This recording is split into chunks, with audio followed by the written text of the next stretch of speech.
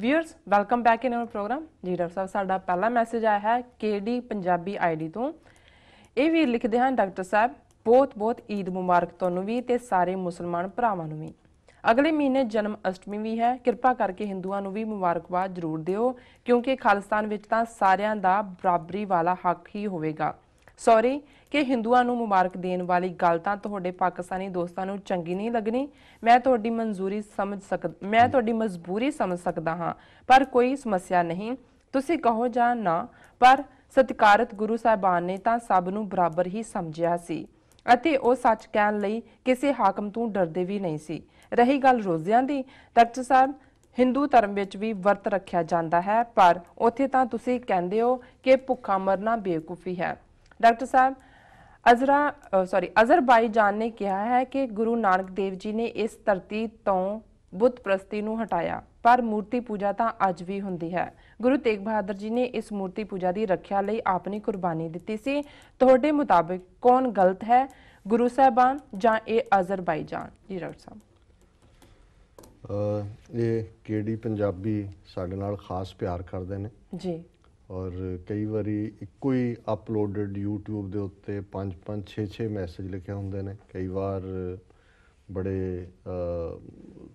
तनज़ भरिया अंदाज होंदा है ते कई बार काफ़ी नीवीं पद्धर दीयां टिप्पणियां भी होंदियां ने जी। पर क्योंकि ये होए इको खतरनाक उल्लू जिहड़ा डेंजरस हॉक दे थल्ले लिखदा वो होए, ये इवें ही है जिवें किसी थां दे उत्ते एक कहानी सुनाई जाती सी कि एक चंगा इंसान रोज़ाना जांदा सी अपने मुरशद नूं मिलण जी ते एक जिहड़ा माड़ा इंसान है वो रोज़ाना वट्टा मारन जांदा सी। एक दिन बहुत झक्खड़ और मींह होया पिया, जिहड़ा चंगा सी बंदा उन्हें कहा जी कोई नहीं हुण अज नहीं भी जाया जांदा ते ना सही, पर जिहड़ा वट्टा मारन वाला सी उत्थे पहुँच गया जी। तो उन्हें मुरशद ने उन्होंने गाल नाल ला लिया, कहंदा भी तू नितनेमी है भाई जी। और ਅਸੀਂ ਸਮਝਦੇ ਹਾਂ ਵੀ ਸਾਡੇ ਜਿਹੜੇ ਪ੍ਰਸ਼ੰਸਕ ਐਡਮਾਇਰਰ ਜਾਂ ਸਾਡੇ ਵੀਰ ਭੈਣਾਂ ਤਾਂ ਕਈ ਵਾਰੀ ਟਾਈਮ ਲੈਂਦੇ ਨੇ, ਦੇਖਦੇ ਆ ਜੋ ਹੀ ਅਪਲੋਡ ਹੁੰਦੀ ਹੈ ਸਾਡੀਆਂ YouTube, ਇਹ ਸਾਡੇ ਦੋਵੇਂ ਵੀਰ ਜਿਹੜੇ ਨੇ ਆਏ ਹੁੰਦੇ ਨੇ, ਸੋ ਇਹਨਾਂ ਨੂੰ ਸੈਲੂਟ ਹੈ, ਪ੍ਰਣਾਮ ਹੈ ਜੀ। ਤੇ ਇਹ ਕਮੈਂਟ ਇਹਨਾਂ ਨੇ ਜਿਹੜਾ ਅਸੀਂ ਈਦ ਉਲ ਫਿਤਰ ਦੇ ਉੱਤੇ ਇੱਕ ਸੈਗਮੈਂਟ ਕੀਤਾ ਸੀ, ਉਸ ਦੇ ਉੱਤੇ ਲਗਭਗ ਕਾਫੀ ਕਮੈਂਟ ਆਏ ਨੇ। ਇਹਨਾਂ ਦਾ ਵੀ ਹੈ ਔਰ ਉਹ ਜਿਹੜਾ ਉੱਲੂ ਹੈ खतरनाक उल्लू जिहड़ा अपने आप नूं हॉक लिखदा है, बाज लिखदा है जी, उन्हें भी लिखे। हुण इन्हां नूं तकलीफ बड़ी हुई और अगेन मैं समझदा भी सब तो इफैक्टिव वैपन वो हुंदा है जिहड़ा अपणिआं नूं चा दे जी ते दुश्मन नूं तकलीफ दे। हुण ज़ाहिर है भी ये अखंड भारत यकीन रखण वाले साडे वीर ने, RSS नाल ने नहीं ने, एम्बैसी नाल ने नहीं ने, असीं तां नहीं इल्ज़ाम लाउंदे जी, लेकिन लिखत तो जां इन्हां दी विचारधारा तो ही इस गल दा पता लगदा है भी ये किस डायरैक्शन च जांदे ने जां की करदे ने और इन्हूं हक है। पर क्योंकि ये जिहड़ा उन्हां दी लिखत सी, मैनूं उन्हां दियां बाकियां नालों रैलेटिवली इन्हां दा ये मैसेज लग्गा भी इहदे ते डिस्कस कीता जा सकदा है जी। पहलां तो उन्होंने यही किहा, हुण उन्हां ने जिहड़ा सारे मुसलमान भरावां नूं ईद मुबारक तनज़ दे नाल किहा क्योंकि असीं किहा सी, सो ये उन्होंने सानूं इमीटेट किया है। पर चलो किसी बहाने जिहड़ा किसी के मूँह चों किसी के लिए कोई चंगा शब्द निकलिया, सो मैं समझदा भी चंगी गल है। सारे मुसलमान भरावां नूं इन्हां ने वधाई दित्ती है जी। हुण इन्हां ने साडे विहड़े च बॉल सुट्टिया कि जी तुसीं हुण उन्हां नूं तां दित्ती, साडे भगवान कृष्ण जी का भी आ रही है जन्म अष्टमी अगले महीने जी, ते उन्हां नूं भी वधाई दिओ। देखो असीं जरूर वधाई देंगे, सानूं तुसीं थोड़ा जिहा ਜਿਹੜਾ ਪਹਿਲਾਂ ਦੱਸ ਦੇਣਾ ਵੀ ਕਦੋਂ ਉਹਨਾਂ ਦਾ ਆ ਰਿਹਾ, ਕਿਉਂਕਿ ਸਾਡੇ ਨਾਨਕਸ਼ਾਹੀ ਕੈਲੰਡਰ 'ਚ ਤਾਂ ਇਹ ਦਰਜ ਨਹੀਂ ਹੁੰਦਾ ਜੀ ਤੇ ਦਿਨ ਬਹੁਤ ਸਾਰੇ ਨੇ ਕਿਉਂਕਿ ਰਾਮਨੌਮੀ ਵੀ ਹੈ, ਦੂਸਰਾ ਵੀ ਹੈ। ਹੁਣ ਤਾਂ ਮੇਰੇ ਖਿਆਲ ਭਾਰਤ ਦੀਆਂ ਨੈਸ਼ਨਲ ਹੌਲੀਡੇਜ਼ ਕਾਫੀ ਛੁੱਟੀਆਂ ਉਹਨਾਂ ਨਾਲ ਸੰਬੰਧਿਤ ਨੇ, ਬਟ ਸਰਟਨਲੀ ਅਸੀਂ ਸਮਝਦੇ ਹਾਂ ਵੀ ਇਸ ਮਾਮਲੇ 'ਚ ਖਾਲਿਸਤਾਨ 'ਚ ਕੀ ਹੋਏਗਾ ਕੀ ਨਹੀਂ ਹੋਏਗਾ ਇਹ ਤਾਂ ਬਾਅਦ ਦੀ ਗੱਲ ਹੈ, ਪਰ ਅਸੀਂ ਜ਼ਰੂਰ ਇਸ ਗੱਲ 'ਚ ਯਕੀਨ ਰੱਖਦੇ ਹਾਂ ਕਿ ਵੀ ਧਰਮਾਂ ਦੀ ਦੁਨੀਆ 'ਚ ਹਰ ਇੱਕ ਦਾ ਹੱਕ ਹੈ कि उन्हें किहदे च यकीन रखना है। इन्हां नूं कृष्ण जी, रामचंद्र जी, उन्होंने जिहड़े फेथ नाल जुड़े हुए ने वो मुबारक, और असीं भी जरूर इन्हां दी खुशी नाल खुशी साझी करांगे। लेकिन उन्होंने हुण इस सारे चों फिर उहदे च तनज़ कीती है कि जी तुसीं नहीं दिओगे वधाई सानूं, ये तां बेचारे हुण मंग मंग के खो के वधाइयां लै रहे हैं। ਜੀ ਵੀ ਇਹ ਤਾਂ ਉਹ ਜਿਵੇਂ ਖੁਸਰੇ ਨੱਚਣ ਆ ਜਾਂਦਾ ਸੀ ਨਾ, ਉਹਦੇ ਵਧਾਈ ਦਿਓ ਜੀ ਮੁੰਡੇ ਦੀ ਵਧਾਈ, ਤੇ ਉਹ ਜੇ ਜਿੰਨੇ ਕੁ ਵੀ ਕਿਸੇ ਦੀ ਸਮਰੱਥਾ ਸੀ ਤੇ ਉਹ ਅੱਧਾ ਦਿਨ ਲੜਦੇ ਰਹਿੰਦੇ ਸੀ, ਇਹ ਨਹੀਂ ਵਧਾਈ ਲੈਣੀ, ਹੋਰ ਦਿਓ ਵਧਾਈ, ਹੋਰ ਦਿਓ ਵਧਾਈ। ਜੀ ਹੁਣ ਇਹ ਤਾਂ ਖੋ ਰਹੇ ਨੇ ਕਿ ਵਧਾਈ ਦਿਓ, ਫਿਰ ਕਹਿੰਦੇ ਨੇ ਜੀ ਨਹੀਂ ਤੁਹਾਡੇ ਦੋਸਤ ਨਾਰਾਜ਼ ਹੋ ਜਾਣਗੇ। ਭਾਈ ਸਾਡੇ ਦੋਸਤ ਵੀ ਖੁਸ਼ ਹੁੰਦੇ ਨੇ, ਕਿਉਂਕਿ ਦੋਸਤਾਂ ਦੇ ਨਾਲ ਤੁਸੀਂ ਵੀ ਦੋਸਤ ਬਣ ਸਕਦੇ ਹੋ। ਇਸ ਤੋਂ ਤੁਹਾਨੂੰ ਹਮੇਸ਼ਾ ਚੋਇਸ ਦਿੰਦੇ ਆ ਕਿ ਭਾਈ ਸਾਡੀ ਕੌਮ ਦੇ ਨਾਲ ਬਹਿ ਕੇ ਨਿਪਟਾਰਾ ਕਰੋ, ਤੁਸੀਂ ਆਪਣੇ ਜਮਨਾ ਪਾਰ ਜਾਓ, ਉੱਥੇ ਜਾ ਕੇ ਤੁਸੀਂ ਜੋ ਮਨਾਉਣਾ ਹੈ ਜੋ ਕਰਨਾ ਹੈ।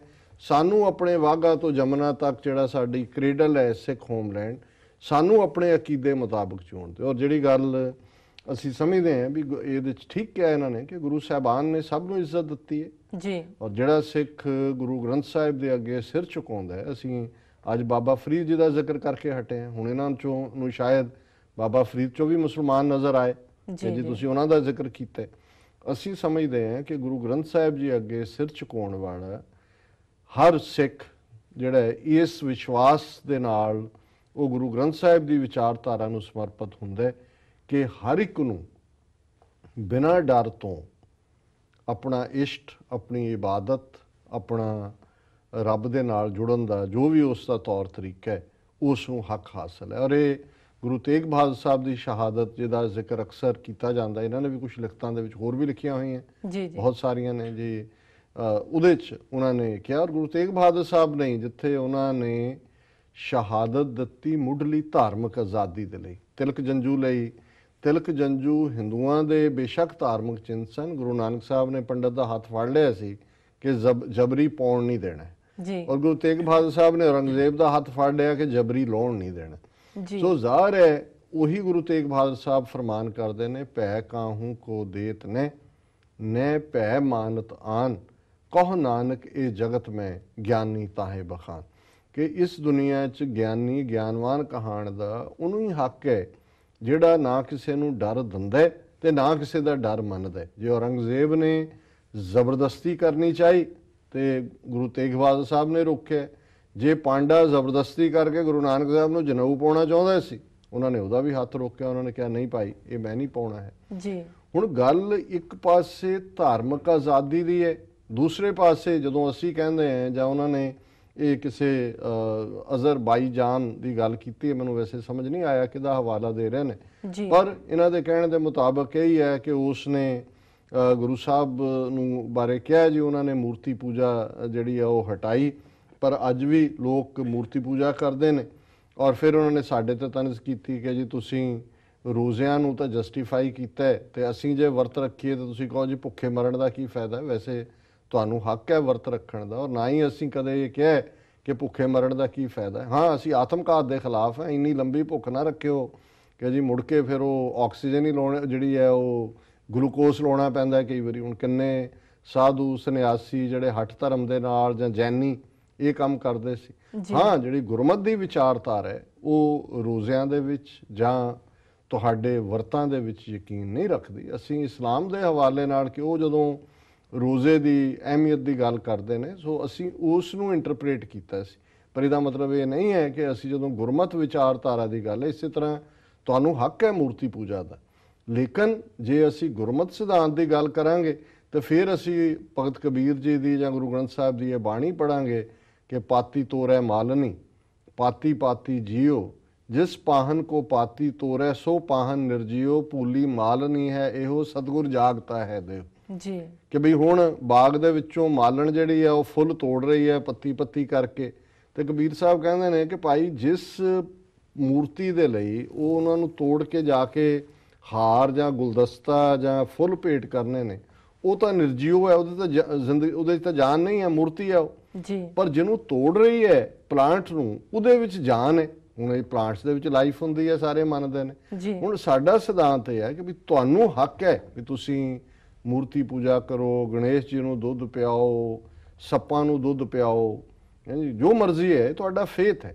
ਪਰ ਜਦੋਂ ਅਸੀਂ ਗੁਰਮਤ ਦੀ ਗੱਲ ਕਰਾਂਗੇ ਫਿਰ ਅਸੀਂ ਪਾਤੀ ਤੋਰੇ ਮਾਲ ਨਹੀਂ ਪਾਤੀ ਪਾਤੀ ਜੀਓ ਕਰਾਂਗੇ। ਤੁਹਾਨੂੰ ਹੱਕ ਹੋਏਗਾ ਖਾਲਿਸਤਾਨ ਦੇ ਵਿੱਚ ਵੀ ਔਰ ਵੈਸੇ ਵੀ, ਇਹ ਤੁਹਾਡਾ ਹੱਕ ਹੈ ਤੁਸੀਂ ਕਿਹਨੂੰ ਮੰਨਣਾ, ਪਰ ਇਸ ਦਾ ਮਤਲਬ ਇਹ ਨਹੀਂ ਹੈ ਕਿ ਵੀ ਤੁਸੀਂ ਆਪਣੀ ਇਹ ਜਿਹੜੀ ਬੁੱਤ ਪ੍ਰਸਤੀ ਦੀ ਵਿਚਾਰਧਾਰਾ ਹੈ ਉਹ ਜ਼ਬਰਦਸਤੀ ਦੂਸਰਿਆਂ ਦੇ ਉੱਤੇ ਥੋਪੋ, ਜੋ ਅੱਜ ਹਿੰਦੂਤਵਾ ਦਾ ਏਜੰਡਾ ਹੈ। ਜੋ ਕੰਮ ਤੁਹਾਡੇ 11 ਐਮਪੀਆਂ ਨੇ ਸ਼ਿਵ ਸੈਨਾ ਦੇ, ਜਿਹੜੇ ਸ਼ਿਵਜੀ ਦੇ ਨਾਲ, ਸ਼ਿਵਾਜੀ ਦੇ ਨਾਲ ਆਪਣੇ ਉਸ ਨਾਂ ਚੋਂ ਆਪਣਾ ਨਾਂ ਕੱਢਦੇ ਨੇ, ਉਹਨਾਂ ਨੂੰ ਤਾਂ ਰੋਜ਼ੇ ਕਬੂਲ ਨਹੀਂ। ਜੀ ਜੀ ਸਿੱਖਾਂ ਨੇ ਤਾਂ ਮਹਾਰਾਜਾ ਰਣਜੀਤ ਸਿੰਘ ਦਾ ਜੇ ਸਿੱਖ ਰਾਜ ਦਾ ਵੇਲਾ ਆਇਆ, ਜਿੱਥੇ ਹਿੰਦੂ, ਹੁਣ ਗਾਂ ਜਿਹੜੀ ਹੈ ਕੋਈ ਸਾਡਾ ਤਾਂ ਮੁਕੱਦਸ ਐਨੀਮਲ ਨਹੀਂ ਹੈ, ਗੁਰੂ ਗ੍ਰੰਥ ਸਾਹਿਬ ਜਾਂ ਕਿਤੇ ਸਾਡੇ ਲਈ ਗਾਂ ਕੋਈ ਪਵਿੱਤਰ ਐਨੀਮਲ ਨਹੀਂ ਹੈ, ਉਹ ਆਮ ਜਾਨਵਰਾਂ ਦੀ ਤਰ੍ਹਾਂ ਹੀ ਹੈ। ਜੀ ਜੀ ਲੇਕਿਨ ਕਿਉਂਕਿ ਜਿਹੜੇ ਪਹਿਲਾ ਰਾਜ ਸੀ ਮੁਗਲਾਂ ਦਾ ਜਾਂ ਉਸ ਤੋਂ ਪਹਿਲਾਂ ਇਸਲਾਮ ਨੂੰ ਮੰਨਣ ਵਾਲਿਆਂ ਦਾ, ਉਹਦੇ 'ਚ ਗਾਂ ਨੂੰ ਜ਼ਿਬਾ ਕਰਕੇ ਜ਼ਬਰਦਸਤੀ ਜਿਹੜਾ ਲੋਕਾਂ ਦੇ ਸਾਹਮਣੇ ਜਿਹੜਾ ਉਹ ਹਿੰਦੂ ਫੇਥ ਨੂੰ, ਹਿੰਦੂਆਂ ਦੇ ਵਿੱਚ ਗਾਂ ਮੁਕੱਦਸ ਹੈ, ਪਵਿੱਤਰ ਹੈ ਕੀਤਾ। ਇਸ ਲਈ ਸਿੱਖ ਰਾਜ ਦੇ ਵਿੱਚ ਗਊ ਦੇ ਮਾਰਨ ਦੇ ਉੱਤੇ ਪਾਬੰਦੀ ਸੀ ਜੀ। ਪਰ ਇਹਦੇ ਉਲਟ ਜੇ ਹੁਣ ਸਿੱਖਾਂ ਨੇ ਜਾਂ ਕੁਝ ਹਿੰਦੂਆਂ ਨੇ ਇਕੱਠੇ ਹੋ ਕੇ ਮਹਾਰਾਜਾ ਰਣਜੀਤ ਸਿੰਘ ਨੂੰ ਕਿਹਾ ਕਿ ਜੀ ਇਹ ਜਦੋਂ ਅਜ਼ਾਨ ਦਿੰਦੇ ਨੇ ਸਵੇਰੇ, ਜਿਹਨੂੰ ਬਾਂਗ ਕਹਿੰਦੇ ਨੇ, ਤਾਂ ਸਾਡੀ ਨੀਂਦ ਖਰਾਬ ਹੁੰਦੀ ਹੈ, ਇਹਦੇ ਤੇ ਪਾਬੰਦੀ ਲਾਓ। ਕਿਉਂਕਿ ਉਹਨਾਂ ਦੇ ਸਾਹਮਣੇ ਸੀ ਕਿ 700-800 ਸਾਲ ਦੇ ਪਹਿਲੇ ਰਾਜ 'ਚ ਇਸ ਕਿਸਮ ਦੀਆਂ ਪਾਬੰਦੀਆਂ ਸੀ। ਸੋ ਮਹਾਰਾਜਾ ਰਣਜੀਤ ਸਿੰਘ ਨੇ ਸੱਦ ਲਿਆ ਉਹਨਾਂ ਨੂੰ, ਜਿਹੜੇ ਮੁਸਲਮਾਨ ਸੀ ਜਾਂ ਮੌਲਾਣੇ ਸੀ, ਕਿ ਜੀ ਇਹ ਸਾਡੇ ਲੋਕ ਕਹਿੰਦੇ ਨੇ ਕਿ ਜੀ ਇਹਨਾਂ ਦੀ ਨੀਂਦ ਖਰਾਬ ਹੁੰਦੀ ਹੈ ਬਾਂਗ ਦੇ ਨਾਲ, ਵੀ ਤੁਸੀਂ ਕਿਉਂ ਦਿੰਦੇ ਹੋ? ਉਹਨੇ ਕਿਹਾ ਜੀ ਅਸੀਂ ਕੋਈ ਇਹਨਾਂ ਦੀ ਨੀਂਦ ਖਰਾਬ ਕਰਨ ਲਈ ਨਹੀਂ ਦਿੰਦੇ, ਅਸੀਂ ਤਾਂ ਇਹ ਸੁਨੇਹਾ ਹੁੰਦਾ ਹੈ ਕਿ ਭਾਈ ਅੱਲਾ ਵਾਲਿਓ, ਤੁਹਾਡੇ ਅੱਲਾ ਦੀ ਇਬਾਦਤ ਦਾ ਟਾਈਮ ਹੈ, ਮਸੀਤ ਤੇ ਆਓ। ਤੇ ਉਹਨਾਂ ਨੇ, ਮਹਾਰਾਜਾ ਨੇ ਉਹਨਾਂ ਸਿੱਖਾਂ ਹਿੰਦੂਆਂ ਵੱਲ ਦੇਖ ਕੇ ਕਿਹਾ ਜੀ ਠੀਕ ਹੈ, ਤੁਸੀਂ ਇੱਦਾਂ ਕੰਮ ਕਰਿਆ ਕਰੋ, ਸਵੇਰੇ ਬਾਂਗ ਬੰਦ ਕਰਾ ਦਿੰਦੇ ਜੀ, ਤੁਸੀਂ ਸਵੇਰੇ ਜਾ ਕੇ ਜਿੰਨੇ ਮੁਸਲਮਾਨ ਨੇ ਇਸ ਪਿੰਡ ਦੇ, ਇਸ ਬਸਤੀ ਦੇ, ਉਹਨਾਂ ਦੇ ਘਰਾਂ 'ਚ ਉਹਨਾਂ ਨੂੰ ਉਠਾ ਦਿਆ ਕਰੋ ਕਿ ਜੀ ਤੁਸੀਂ ਜਾ ਕੇ ਆਪਣੀ ਜਰਾ ਉਹ ਕਹਿੰਦੇ ਜੀ ਇਹ ਅਸੀਂ ਕਿੱਥੇ ਜਾ ਕੇ ਇਕੱਲੇ ਇਕੱਲੇ ਨੂੰ ਉਠਾਵਾਂਗੇ, ਉਹ ਕਹਿੰਦੇ ਰਹਿਣ ਦਿਓ ਜੀ, ਬਾਂਗ ਹੀ ਰਹਿਣ ਦਿਓ ਜੀ। ਸੋ ਮਤਲਬ ਇਹ ਸੀ ਕਿ ਉਸ ਸਿੱਖ ਰਾਜ 'ਚ ਜਿਹਦੇ ਤੋਂ ਪਹਿਲਾਂ ਅਸੀਂ 100 ਸਾਲ ਲੜੇ ਉਹਨਾਂ ਦੇ ਨਾਲ, ਪਰ ਜਦੋਂ ਸਾਡੇ ਕੋਲ ਪੋਲੀਟੀਕਲ ਪਾਵਰ ਆਈ, ਅਸੀਂ ਉਹ 11 ਸ਼ਿਵ ਸੈਨਾ ਦੇ ਐਮਪੀਆਂ ਦੀ ਤਰ੍ਹਾਂ, ਅਜੇ ਤਾਂ 6 ਹਫ਼ਤੇ ਨਹੀਂ ਹੋਏ ਪਾਵਰ ਮਿਲਿਆ ਹਿੰਦੂ ਤਵੀਆਂ ਨੂੰ, ਔਰ ਉਹ ਰੋਜ਼ਿਆਂ ਦੇ ਦਿਨਾਂ 'ਚ ਉਹਦੇ ਕੈਂਟੀਨ ਦੇ ਉਸ ਬੰਦੇ ਦੇ ਮੂੰਹ ਦੇ ਵਿੱਚ ਰੋਟੀ ਤੁੰਨ ਰਹੇ ਨੇ ਜੀ। ਸੋ ਅਸੀਂ ਘੱਟੋ ਘੱਟ ਇਸ ਕਿਸਮ ਦਾ ਨਹੀਂ ਕਰਾਂਗੇ ਜੋ ਤੁਹਾਡੇ ਹਿੰਦੂਤਵਾਦ ਦੇ ਥੱਲੇ ਕਰ ਰਹੇ ਨੇ।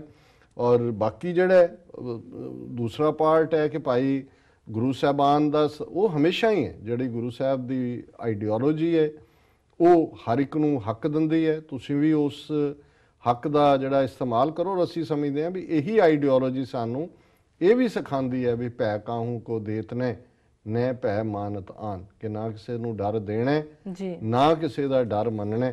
ਤੇ ਅੱਜ ਜਿਹੜਾ ਸਾਡਾ ਸੰਘਰਸ਼ ਹੈ ਪਿਛਲੇ 3 ਦਹਾਕਿਆਂ ਤੋਂ, ਜਾਂ ਆਉਣ ਵਾਲੇ ਸਮੇਂ 'ਚ ਵੀ ਜਿਹਦੀ ਕੰਟੀਨਿਊਟੀ ਹੋਏਗੀ, ਇਸ ਵਿਚਾਰਧਾਰਾ ਲਈ ਹੋਏਗੀ। ਪਰ ਔਰ ਸਾਡੀ ਦੁਸ਼ਮਣੀ ਕੋਈ ਹਿੰਦੂ ਧਰਮ ਨਾਲ ਨਹੀਂ, ਇੰਡੀਅਨ ਸਟੇਟ ਨਾਲ ਹੈ।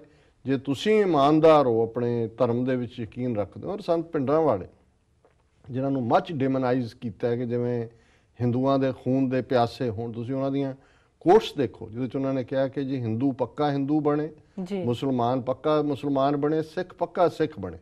ਸੋ ਮਤਲਬ ਇਹ ਹੈ ਵੀ ਤੁਸੀਂ ਫੋਲੋ ਕਰੋ, ਪਰ ਤੁਹਾਨੂੰ ਇਹ ਹੱਕ ਨਹੀਂ ਹੈ ਕਿ ਤੁਸੀਂ ਸਟੇਟ ਪਾਵਰ ਇਸਤੇਮਾਲ ਕਰਕੇ ਦੂਸਰਿਆਂ ਦੇ ਹੱਕ ਕੁਚਲੋ।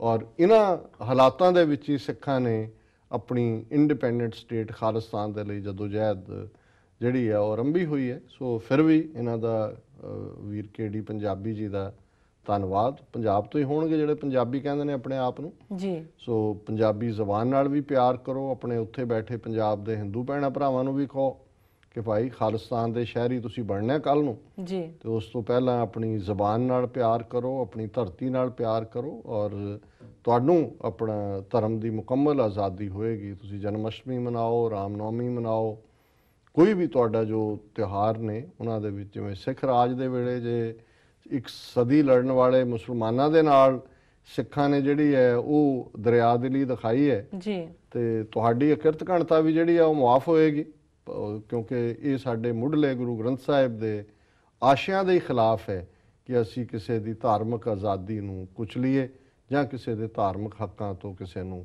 ਬਿਰਵਾ ਕਰੀਏ। ਸੋ ਇਹਨਾਂ ਦਾ ਬਹੁਤ ਬਹੁਤ ਧੰਨਵਾਦ ਜੀ। ਬਿਲਕੁਲ ਡਾਕਟਰ ਸਾਹਿਬ, ਇਸ ਨਾਲ ਲੈਣੇ ਬ੍ਰੇਕ। ਵਿਊਅਰਸ ਤੁਸੀਂ ਨਾਲ ਇਸ ਤਰ੍ਹਾਂ ਬਣੇ ਰਹੋ, ਮਿਲਦੇ ਹਾਂ ਕਮਰਸ਼ੀਅਲ ਬ੍ਰੇਕ ਤੋਂ ਬਾਅਦ।